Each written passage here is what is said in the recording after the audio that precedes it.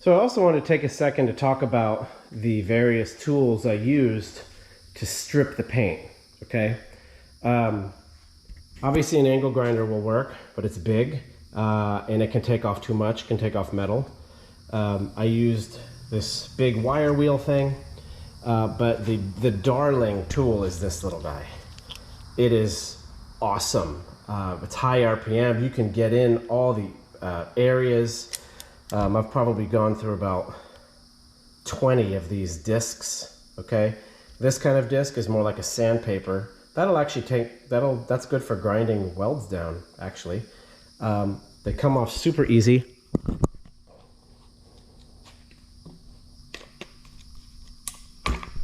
That's it. It's literally that fast. They work really, really well. The only negative with this thing is this uses a lot of air. A lot of air. Like I have an 80-gallon, it's either 2 or 3 stage Ingersoll Rand compressor, and man, it doesn't shut off if I'm using this thing. So it uses a lot of air, so I'd really recommend you have a big compressor. Really, really helpful. This was the darling.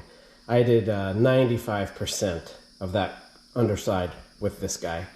Areas I couldn't reach at all, I just scuffed them up as best I could. This guy too, very helpful for nooks and crannies to remove the paint. Some areas I used the drill where I didn't want to pull out the air. This was also really helpful too. It's sort of like a foamy pad with just a sandpaper attaches to an angle grinder. This will do big swaths of flat-ish area.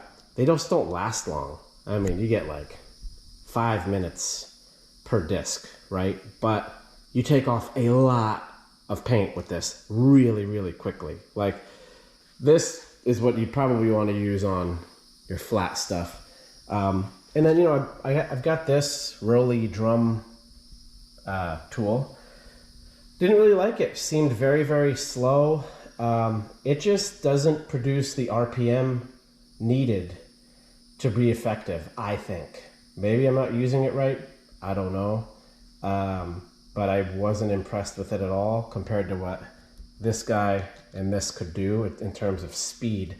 And like I said in the previous video, it took I'm sub 30 hours to strip the underside. That is a lot of time. A lot of time to strip paint off.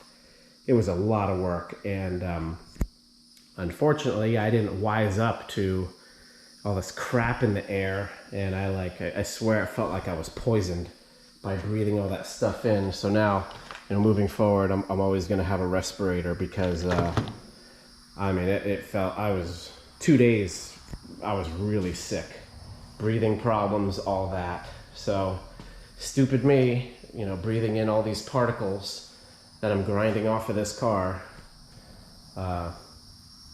So I just wanted to go over real quick some of the tools I used, and you know, they each, except that big one, really, they each had a role in this thing. You know, some areas this was perfect, some areas that was better. It really just depends on where. There's a lot of nooks and crannies to get into on that underside. So just wanted to mention that, my recommendations. I bought a bag of these guys, Amazon. It was actually about the same money as Harbor Freight. Like you can see here, I kind of went to town, you know, this and smaller ones and a pack of those and those guys and those guys. And that, but that's what I got from Amazon. It's like a pack of 30 for, I don't know. It was either $25 or $29. You know, you can go through a whole pack of these, 1, 2, 3, 4, 5, in about a half hour, you know, maybe 45 minutes of work. You can really burn through them fast. So, and really, you only get this 1/2 inch is what you use. You're not going to use the middle at all. You're just using it for this 1/2 inch, and that's doing 99% of the work. Same on this, you can see the wear on the edge, right?